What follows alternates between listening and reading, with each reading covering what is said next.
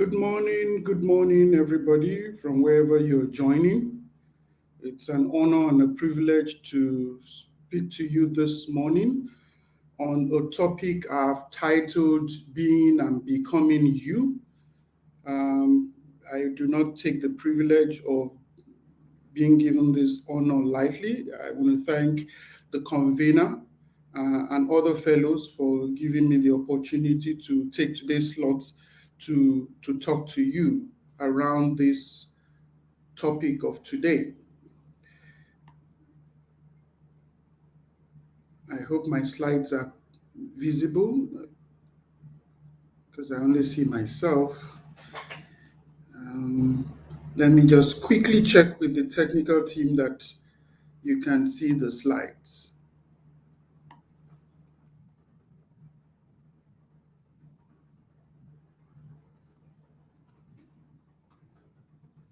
Just a minute.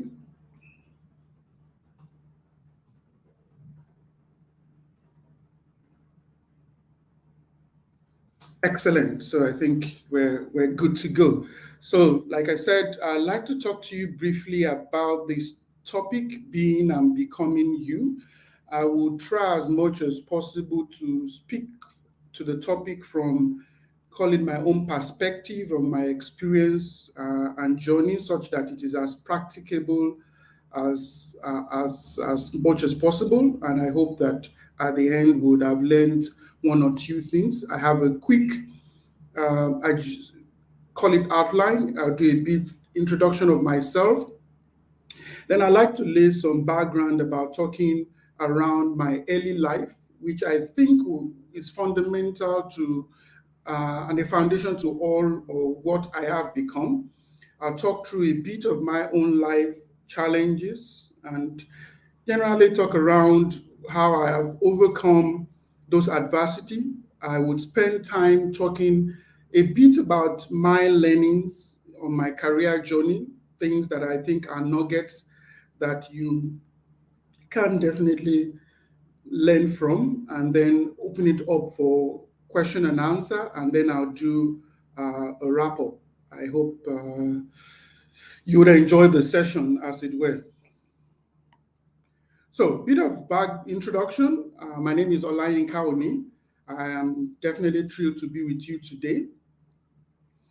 I would say, as a young person, at heart at least, myself, I understand the challenges and opportunities that come with navigating life's journey. I also recognize that oftentimes when life stories are told, people focus a lot around the successes. I'm trying to ensure that I make it more balanced by talking beyond whatever is success. I would basically share a bit of my own journey and hopefully help to inspire you to pursue your own dream.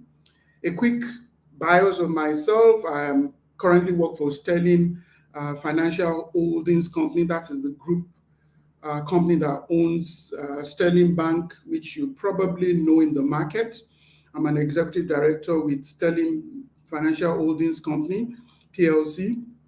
I'm responsible for the digital and shared services operations of the group. Before Sterling Bank, I used to work for Microsoft in the region. I was the chief technology officer. And before that, I'd led technology and operation at Wema Bank and had a stint also as CIO at FCMB. Very early in my career, I'd worked for Accenture Nigeria, a global management consulting firm. My domain of expertise is around solutions engineering, program management, enterprise architecture, and generally governance of IT. I would say I'm a big picture guy, and I definitely like collecting technology gadgets. So that's a bit about me. And then let's pace into the very core of the matter. And I think that this place is where I want to lay foundation for what I think has been my journey. I wanted to start with this quote, which says that there is not a particle of life which does not bear pottery within it. I think what I'm trying to say is that every single of our life experiences end up shaping the persons that we are. And as such, whatever it is that you are at or you're experiencing now, don't trivialize them, because they would end up making the person that you become. And I hope you focus on the good of those things. As a background in my early life, I'll just go a bit back in time. I am the 14th of 15 kids or children. So definitely I'm from a polygamous family. Has its own advantage and its own disadvantage. But I think that a couple of things that experience has done in building me to the person that I am today is that growing up, I had a lot of people, older people that I could aspire to, who set the course of what it was to live a life of honesty, integrity, character. I think that I learned that from the family that I grew up. And it's how funny that you do something and you'll be looking, why did I get, trashed or beaten for something as minute as that? But I think that when I reflect on them now, it was how people were trying to instill in you the very sense of being forthright, being honest, being building a strong character of integrity. And I think definitely those were things I look back to my early life, and in that growing in that big family, that I learned. I also learned how it is that people can be very competitive and almost like healthy rivalry, as it were, that end up building your character again to be consistent in whatever it is that you do and aspire to greatness and success. I think looking back at my early life, I spent 13 years of that, privileged to have my dad around for 13 of that. My dad died when I was 13-year old. But every time I reflect about those 13 years, it looked like almost 70, 100 years. And what I definitely picked from that was the very essence of the value of family life. And you know what, just being present and giving and committing yourself to family. Because that's what was very distinct about my experience, or me experiencing my father. That in 13 years, very short as it were, I had so much attention, I had so much impartation, as it were, and definitely ensuring that I then build now when I running my own family with my kids, I'm seeing that, oh, you know what, time is finite. And how do you ensure that those finite time really count? Definitely being there for them, instilling in them the right things and the right principle. Definitely looking back at early life, I saw that. In my mom, I saw nothing but hard work. My mom, second wife in the family, when I was, but I mean, the time that I definitely came into the family, my father was already retired and a pensioner. And you know what it was with pension in Nigeria and all. So I definitely saw how very industrious my mom was, focused on ensuring that we had good education, even though you would think that that's the role of a man, but that's my mom definitely stood out very clearly in the way she was very industrious as a trader. I mean, in my town, I mean, my mom is known as Yaremi Alawo. I mean, she sells dishes and all the things, housewares and stuff like that. I'm very industrious woman, because largely I can almost imagine that she saw to it that we got a good education, as it were. That large family was just average. There was nothing extraordinary about that family. But in that family, I learned the very concept of being content with what it is that you have, knowing that, you know what, all good things may take time, but it will surely come. no need to necessarily want to cut corners just to achieve greatness. And that contentment were all the things I learned in my early life. All of these four principles that I've spoken to, whether it's about the value of family, value of hard work, value of honesty, integrity, and character, as it were, or the value of being content, those were all things that in my early life I definitely got to learn, and I found that in my life journey they've become almost like pillar of everything I do, and definitely has formed the person that I have become today. There's no gainsaying that one has been successful. One has probably reached the height or the pinnacle of one's career. But does that mean that life itself is not in any way exposed with challenges? I mean, I lost my dad at 13 years, as it were. I was just finishing secondary school, just about finishing secondary school. I finished at 14. And definitely losing my dad, I was young, but I definitely knew that something happened in my life, or as it were. But was I going to then give up on life? I definitely could not, because people around me showed me that life itself is beyond, just you being having setback. I mean, I give you a few example of trials or challenges. I remember going for A levels. I was so fixated on doing pharmacy at IFE. I needed at that time 11 points to be able to do pharmacy at IFE. I came out with 6 points, and I remember telling one of my brothers who was in medical school about how, oh, my life is over, it's finished, and almost the disaster of not meeting the cutoff point to get into pharmacy. And he just busted out laughing and like, how old are you and your life can be saying it's being over? Of course not. You just start over again, as it were. So I got into 100 levels at University of Ilorin to read Agric Economics. But you know what? All of that A-level experience was like a catapult for me, because 100 level, by the time I was done, I was a university scholar. And I just kept holding on to, oh, I could be a university scholar in my 100 level. Then I can do it all through my 5 years here. And that's what I did.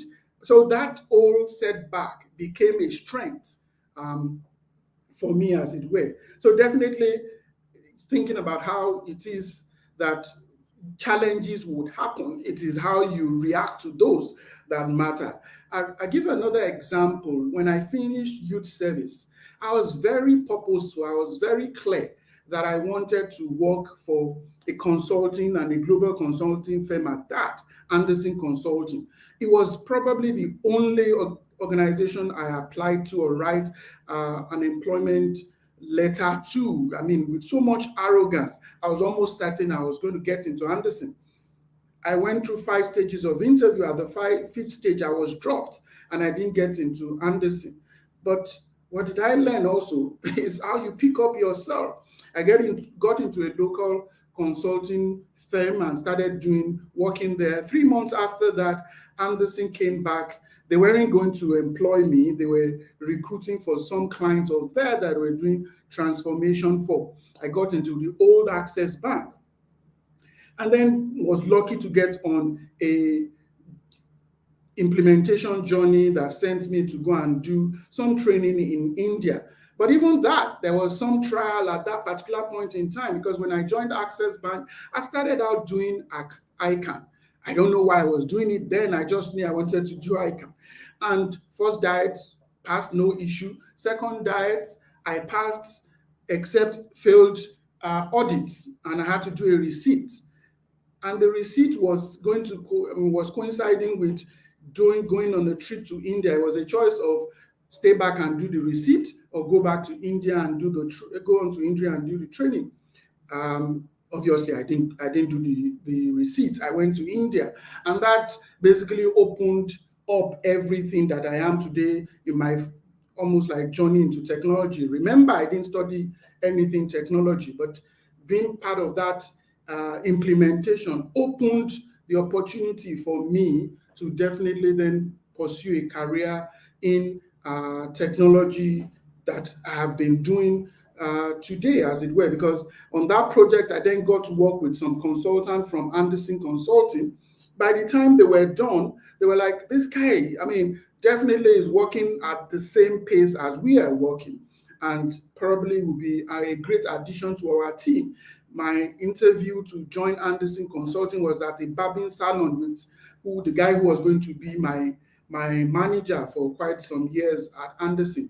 And that's how I got into Anderson without actually seeking to want to get in there, just because I've been on that implementation journey. Was it all rosy again? Not really. I got into Anderson, and some of the skills you probably would have picked in your early years as an analyst in Anderson would have been writing skills. I joined as a consultant. I clearly didn't have those foundations. And I remember writing a couple of things, and my manager basically almost defaced all my presentation or write up, and almost, I mean, he debased me basically the way he spoke to me about how I was writing. I mean, again, was I going to give in?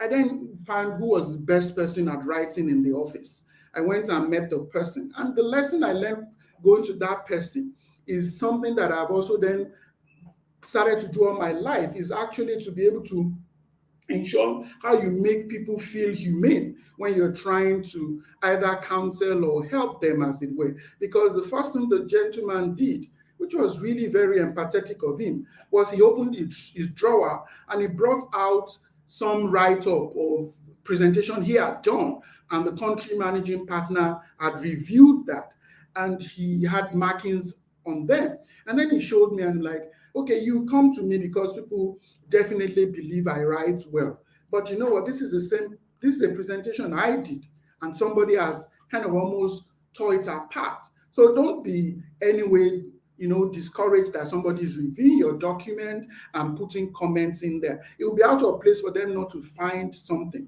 because they may have a different context, perspective as which they are looking at this. But obviously, yes, you do have to learn some basic.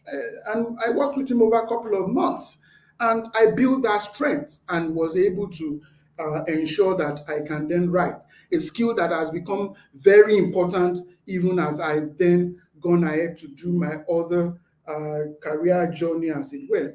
And then, again, I remember at FCMB, it was a test of character. Someone trying to do a project, very major project, as it were, and you tempted to compromise. It was almost as if a booby trap was being set. And remember some of the principle of the value I said, learning at early life. And thinking about, of course, at that time, I was thinking about myself to say, what is more important to me? Immediate gratification of maybe making this money now, or the reputation and my name that I've built over time, or the family name? Would I soil that? And I think that that's really at the point of how I was able to make a choice to say, I'm not going to fall for this trap. And many other trials, obviously, are along the journey that speaks to you make decisions, some of them not right, but you learn from them, you own on them. I've pieced out some of all of these things to just necessarily point out that when you see somebody at the height of their career and all of that, their story is not it's not just that. The complete story is beyond the successes. It's many of all of those things that you may not necessarily see, and most of it are even buried under. And when I think about overcoming anxiety, adversity, what comes to my mind is what I've written here. It's never easy, but it's possible. And for me, it's to stay focused on goal and never give up. So the point of I failed, do I just give up, or do I rise up and start to pick up myself? Because you will fail many times. And it is in the rising that obviously you grow strength. Surrounding myself with positive people, I mean, it reinforces and builds the support that makes me to continue to believe in myself, and also hold myself accountable to the right things. And when things go tough, it's because of those people that I've surrounded myself with. And I think that that's something that has worked. Another one thing that has definitely worked for me is a classic case of when you say, how do you eat an elephant? You eat it bit by bit. So basically breaking things down, no matter how big it looks, start with something small, and then you'll be able to take steps in manageable doses such that they are not daunting, and so you can stay motivated, because there's just so much that only so much you can do at a particular point in time, and you'll be discouraged if you're just focused on the many that you have to do at any particular point in time. I think that that's what I have found that has worked every time I've had to deal with adversity. I spent some time talking through some of my learnings, and I think that this would be the very most important slide for today, as it were. Number one, I think miracles are real. I'm a man of faith. I believe in miracle, but there's no chance success. So anyone that you find that is successful today, it's not a fluke. Someone is a great athlete. He definitely has put in the hours to run and practice and all of that. All the fellows that you would interact with beyond even just today, whatever success they've achieved, it is not a fluke. They definitely put effort and time to it. So success definitely is not by chance. I always tell people success is usually, opportunity that meets preparation, because you may get the opportunity, but an opportunity would always come. It's not that you may. Opportunity would always come. The question is, how prepared are you for those opportunities? So whilst miracle is real, there is no chance success. You definitely have to work for success, as it were. So all this old notion of, people wanting to just suddenly stumble on money or success or whatever, it's a lie. It doesn't work that way. And whatever it is that you stumble on that way, honestly, it doesn't last, and it's not expedient, as it were. So I think that that's the first learning that I have learned. I've also learned that, it's important to know what motivates you. And you know what? It ends up making you to build what is your own value system. You don't necessarily be bothered about some other person. Just being, internalize what it is that motivates you. And that thing will definitely help you build the right value and character that is required for your journey. For me, it has always been about being rather than having. I used to have a country managing partner who said that, there are two kinds of people. There are those people who want to have, and there are those people who want to be. The people who want to be would always have, but the people who want to have rarely always be. And how do I break this down for you? It's about deferred gratification. Maybe also tied to my number one in some ways. It's deferred gratification. It's not about, I want to ride a Range Rover, when I don't know that I have not built the substance and the foundation of what it is to aspire to a Range Rover. When you do that, it means you go and cut corners.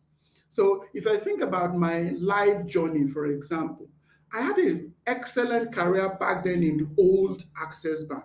But one day I went to my managing director, I had access to then. I said, you know what? You guys would promote me beyond my competency. And I don't want to do that, because I think it will destroy me. I think there's still so many things I need to learn. And as such, I think it's time to leave here and go somewhere where I'll go and learn to acquire real fundamental skill, which was what made me go to Anderson. When I was leaving old Access Bank to go to Anderson, I took a pay cut. But I knew what I was doing, because I knew that there are so many more things I wanted to learn, that where I wasn't going to learn it, even though they were potentially paying me well and I was liked. I had all of the things that was making me that could make me successful in that environment. I knew that definitely it was time to leave that environment to just go back and learn. And taking a pay cut to go and do that was me investing in my future and deferring whatever it is that were all the gratification that I wanted at that particular point in time.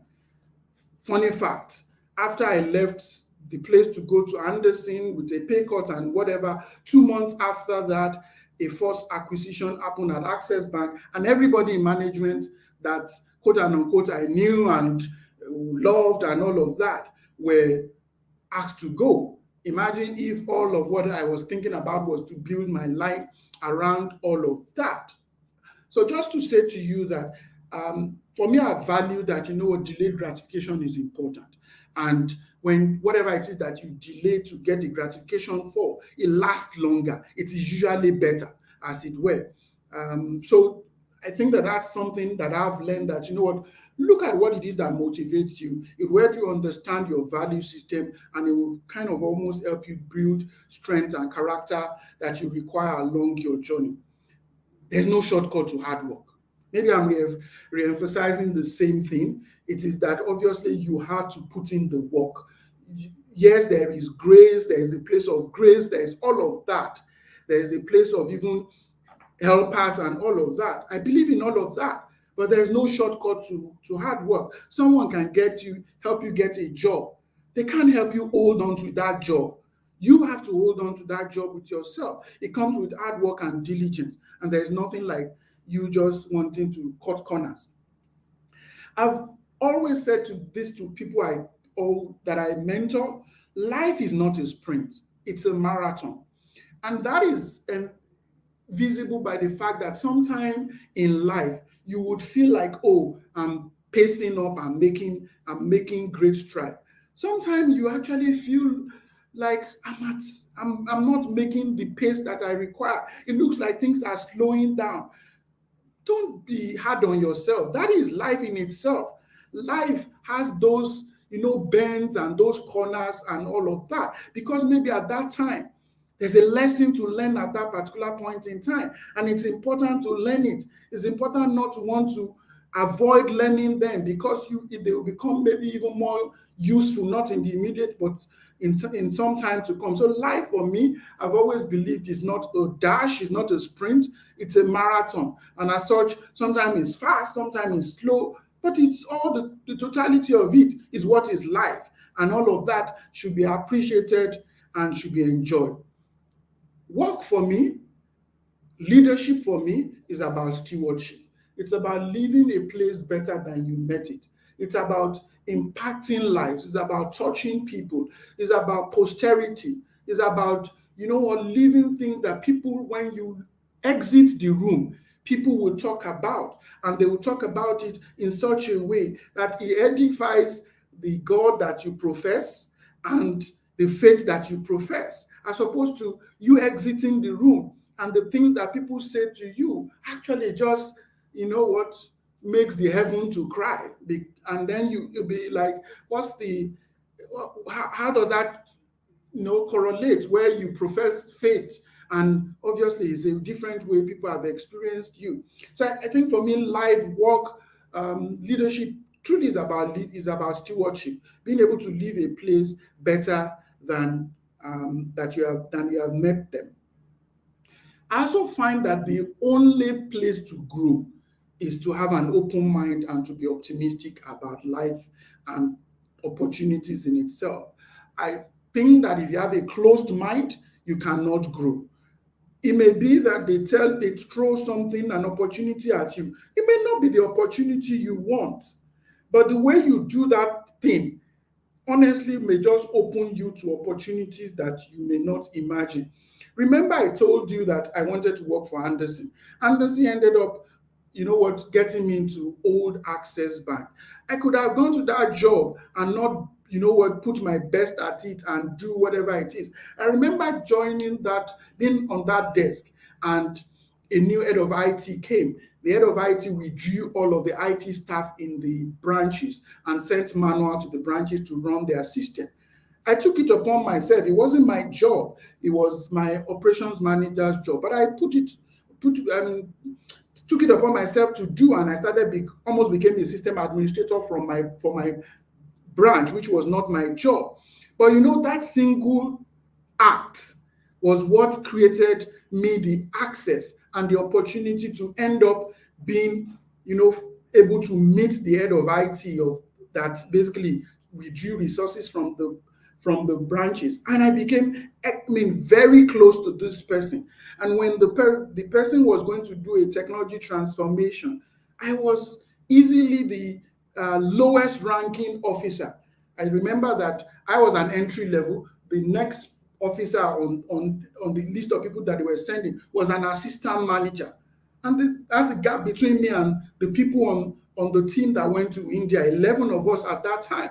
So if I didn't take on that job with an open mind when it's not my job, I probably would not have created the opportunity, wouldn't have opened up the opportunity that then led to me going to India, then making me to meet the Anderson team again, going to work for Anderson, and everything that has become my career. So growth requires open-mindedness and optimism, particularly when you think you have a setback.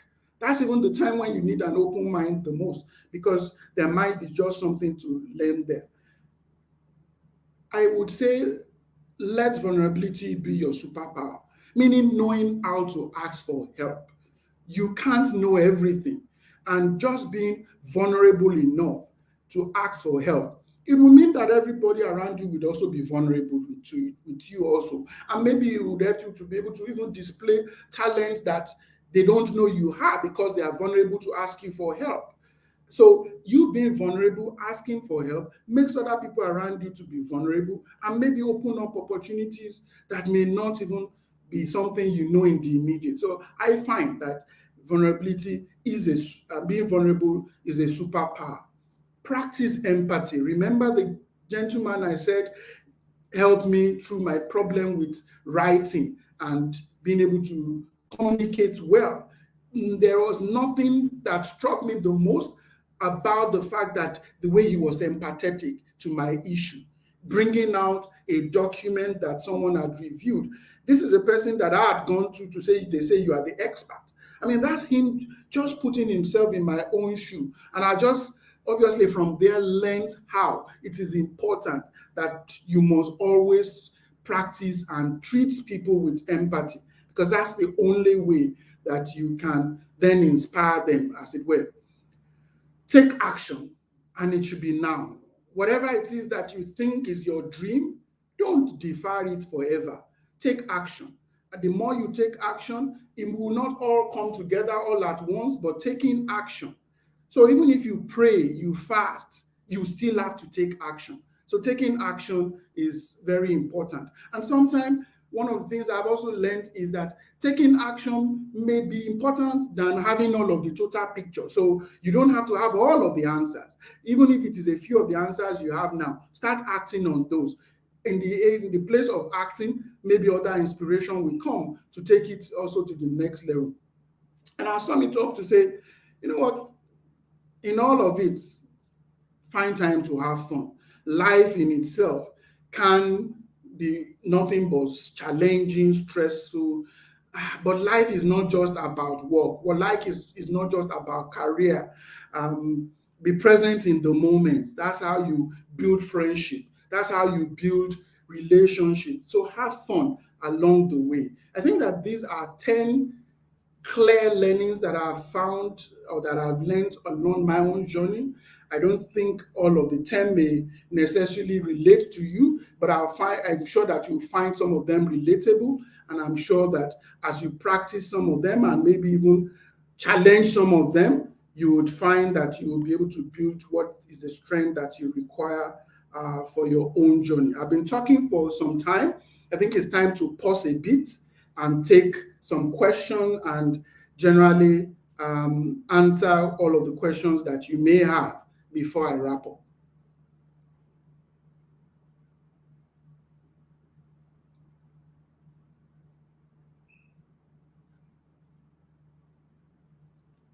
My friends here will be helping me post some of those questions, so I'm waiting to see them pop up so I can react to them.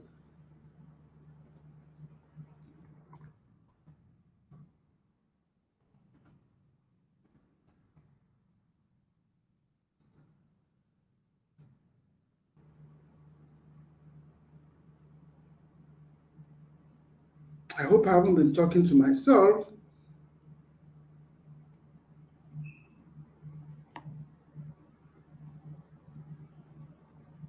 Okay.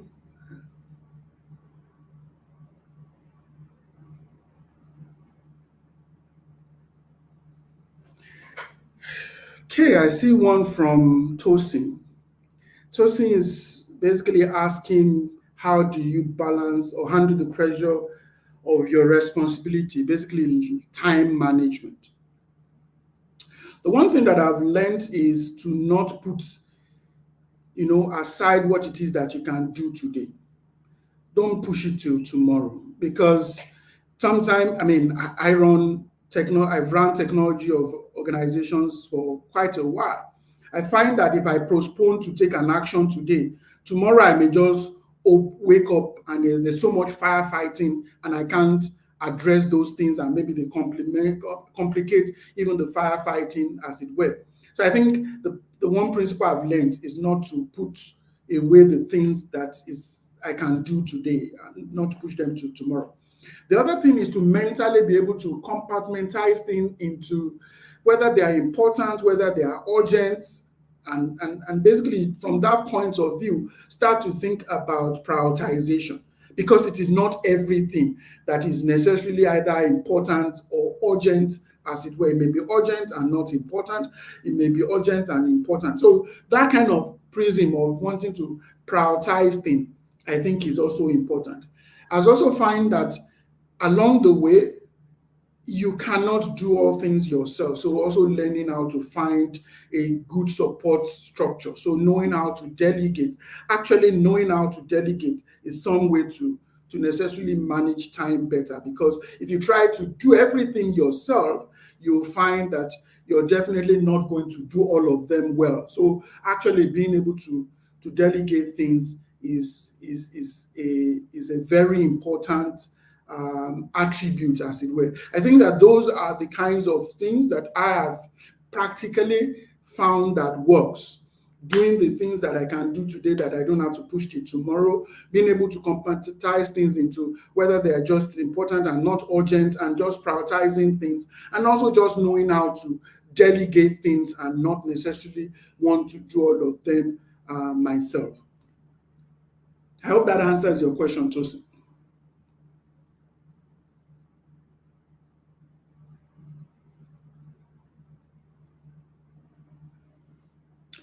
Okay.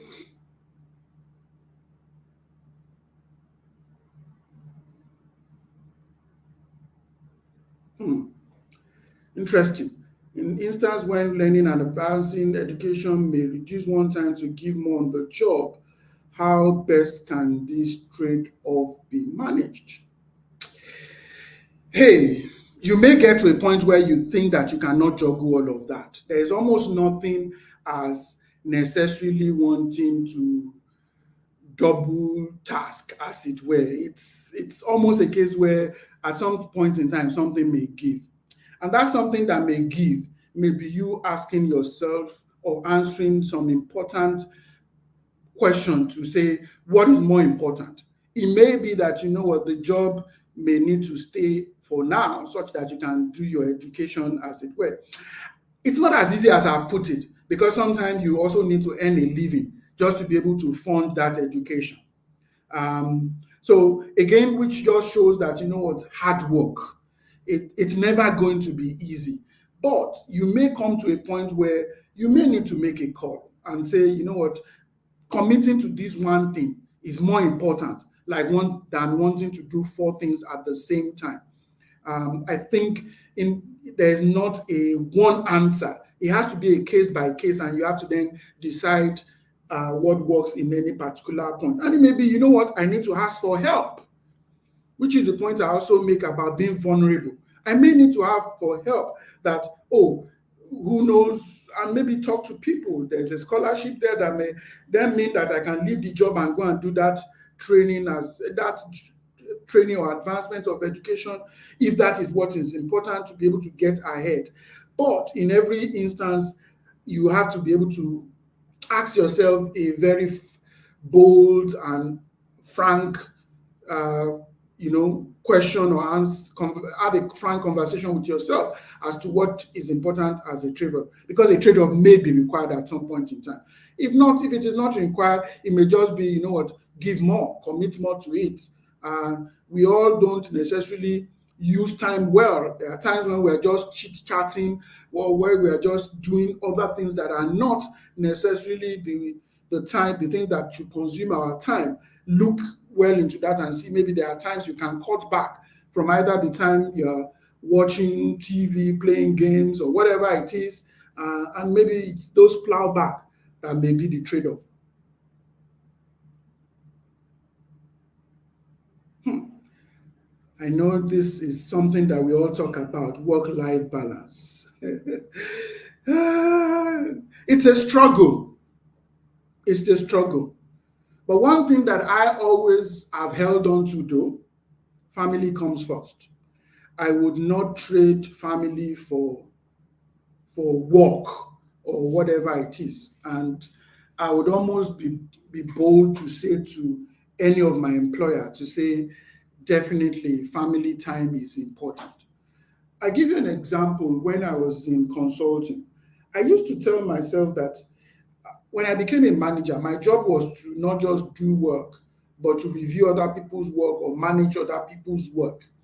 And the way to do that is that maybe I have 5, 10 people working for me. I have to review their work. And I said to myself, because I wanted to be there present for my son, who was probably the only one we had at that time, I was young. What I always did was, you know what, when I came back home, I never open my PC or go to my work. I just am present there. And then I said to myself, you know what, I'll wake up at 4 a.m. and then work from 4 a.m. till 6 a.m. when I'm ready to go to start to do my commutes. And I find that every work that I brought home, I can do it within that 4 to 6 a.m.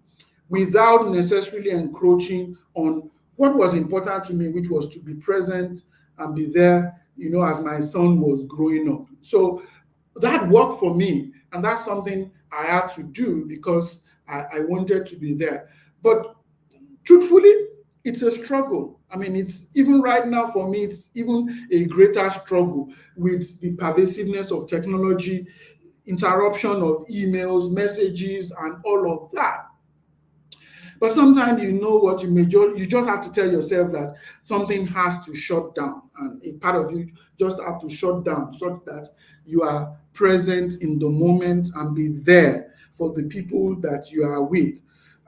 But Drodolua, to be honest, there is no simple answer, and anybody that tells you is straightforward is lying. I think it's something that we all continue to work at. But again, the more of what you value, that's more of what will drive you. I place the place of family, and I try to ensure that every time I do things that I want to basically select that ahead of some other things. And if that means, I'll have less sleep or whatever it is, I'm ready to commit to that. I think that's just the way I have found it, but I don't think there's any textbook answer.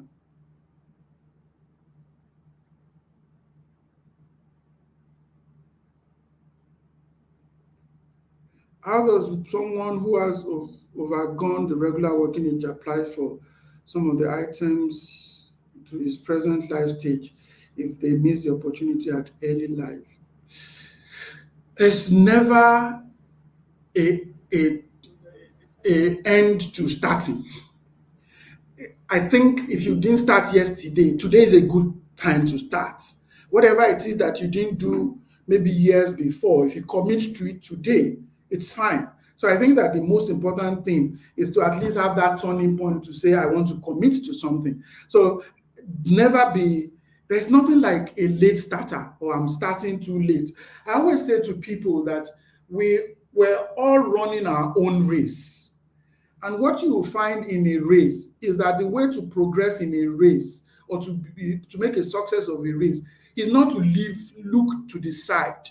Imagine someone running a race and is looking by the side. You're going to be slowed down because you are looking at other persons, the way the other person is running. Face your front, run your own race. Your time is your time. It's going to be different from some other person's time. So I always say that to people that, face your front. Don't look sideways wanting to see what some other person is doing. So, Yemi, I don't believe that there's a cap on an age. Whatever it is that you want to do, there's no time too late to do it. We all know KFC. That person didn't start KFC until I hear maybe in his late what now, maybe 60s or 70s or something like that. So and that KFC has gone all over the world, as it were. So there's no time too late. And whatever it is that you want to do, now is the time to act.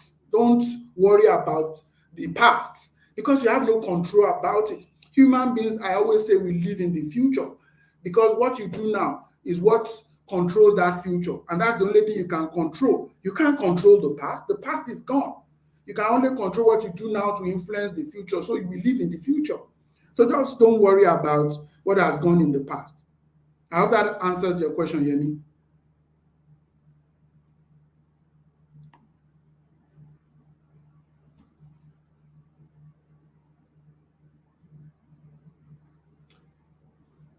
Great. As we start to wrap up, and maybe I will continue from the point that I'm making to Yemi here. It's about, you know what, pursue your dream with passion and determination. It's not going to be all easy. Nobody said it's going to be easy, but it's always worth it. So pursue your dream with passion and with determination. Sorry, let me just pause and quickly take Tosin's question before I come back here. It says in a space where they are looking for work experience, but they don't have, but you know you have the skill to do the job. How can I show it? Many ways, Tosin. Volunteer. There's always somebody you can help to do something, that it doesn't have to be in the place of paying for money. There are people that are all around us today making today possible, committing their time, volunteering, showing that they can do stuff. Some incredible young people have done stuff around all of what it is that we're doing today. There's no way fellows like me and other people here will spot an opportunity and not have seen the talent that these people are and want to obviously speak for them even when they are not there. So the easy thing, Tosin, volunteer, give your time. And there are many places where you can give your time without necessarily wanting to, you know, ensure that it is paid for. Again, the world has become so flat and, you know, there are opportunities closer than you think. There are several sites that are freelance sites. That skill that you have, go and write a good, you know, representation of that skill on a freelance site. There are people looking for skills to do either a task, whether it's I want to create a logo, and they come there looking for those skills. Those, it's not a paid employment, but you can showcase your skill there. Somebody is looking to design a logo, somebody is looking to write a feasibility study. Just go there and you'll find. I mean, I think very practically, those are two things you can do without necessarily waiting for somebody to employ you and wanting to immediately want to pay. Those are places where you can necessarily show your skills and you open up doors of new opportunity. I think the next thing I'll say as I wrap up is to never give up on yourself. Truthfully, you can achieve great things, but you must believe even in yourself and your ability. It is not over until you yourself have said it is over. I think the people can necessarily say you are no good. It's not as important as what you say of yourself. It's the day you yourself commit or agree that you are no good. That's when it is over. So never give up on yourself. Ensure that you continue to believe in yourself and your abilities and your opportunity. Remember, I said success is about opportunity means meeting preparedness.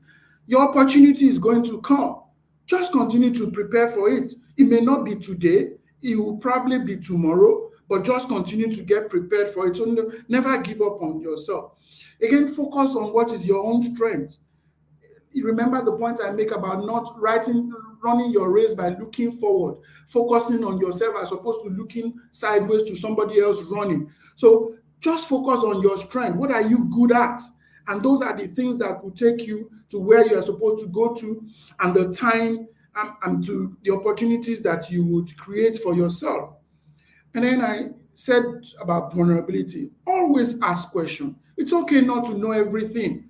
None of us was born, knowing everything. We continue to know in part and not in totality. And the more of the questions you ask, the more you continue to know, and the more you continue to even validate and re-energize the things you know. So continue to ask questions.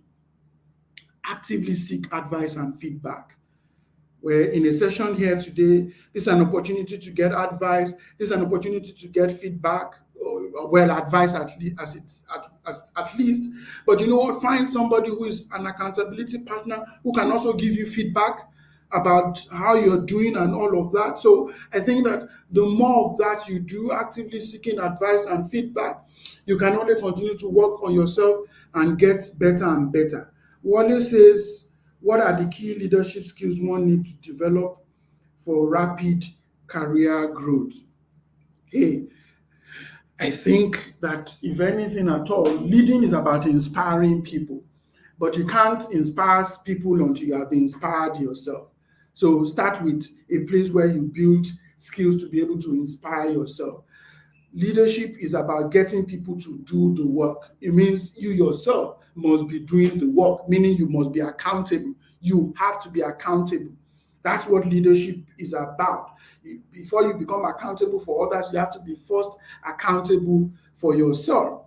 Leadership is about diligence. Leadership is about um, communication. So you must be able to communicate, knowing your audience, being able to be able to do that.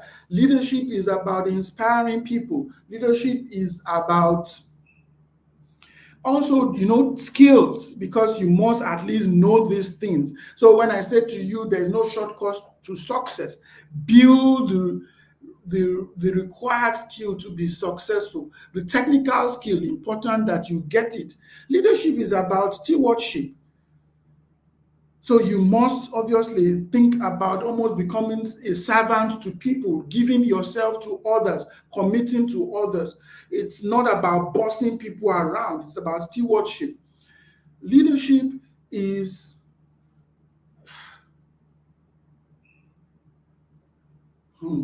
what else would I say?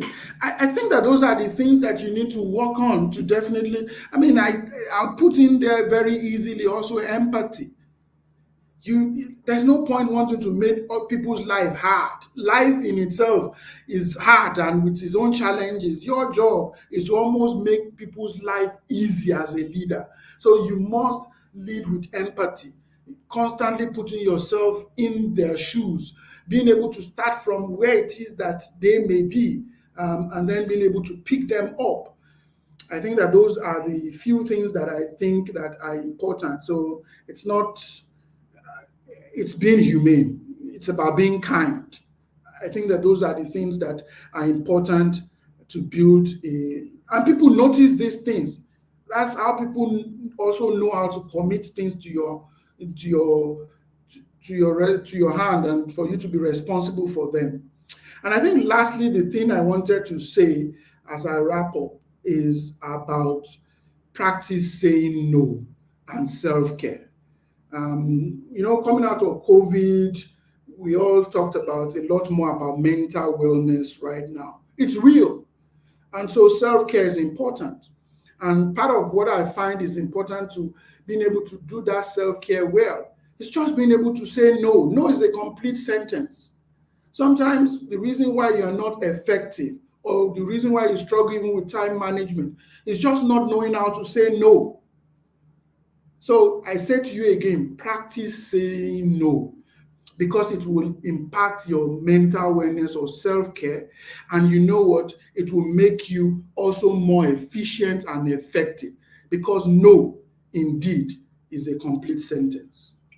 And I just leave with you some inspiring words just to talk about you being able to know that you can be great. Is that if you are trying to be normal, you will never know how amazing you can be. The way I will put this is, you may think normal is the way somebody else is doing their own thing.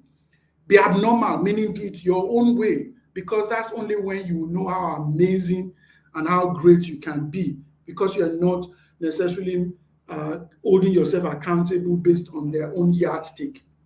And I also want to leave you what Martin Luther King would say here. Again, maybe this speaks to somebody saying, oh, what if I've not started late? He says, if you can't fly, then run. If you can't run, then walk. If you can't walk, then crawl. But whatever you do, you have to keep moving. And I hope that um, you would find all of these inspiring to be able to build a success. I'm waiting, and I'm sure other people, other fellows here are waiting for your greatness. I have a brother who always says, "You'll be greater than us." And again, I'll say to you, then to say, "You will be greater than us," and we can't wait to see your greatness. Thank you.